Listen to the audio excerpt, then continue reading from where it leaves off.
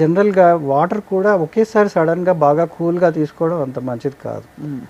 So మనం తీసుకునే వాటర్ని కూడా ఒక మోడరేట్ టెంపరేచర్లో, రూమ్ టెంపరేచర్లో తీసుకోవడం వల్ల అది అంటే దట్ ఈస్ మోర్ హెల్దీ. ఏమవుతుంది సార్ ఒకవేళ చల్ల నీళ్ళు ఫ్రిడ్జ్ నీళ్ళు తాగేస్తే ఏమైపోతుంది అంటే it leads to sudden temperature changes కదా.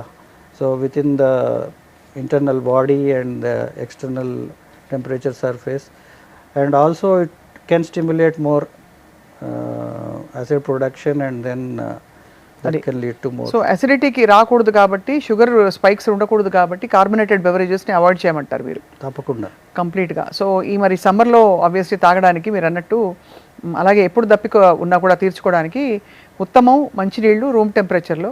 అవును. అండ్ దాంతోపాటు ఇంకా తాగాలంటే నిమ్మకాయ పిండుకుని, బహుశా కొంతమంది తాగుతారు ఉప్పు వేసుకుని, వాట్ ఎవర్, అండ్ కొంతమంది హనీ తీసుకుంటారు. ఏదేమైనా ఆరోగ్యకరమైన ఊపిరితిత్తులు ఉండాలంటే మాత్రం వాటికి ప్రత్యేక శ్రద్ధ అవసరం అంటారు. అవును.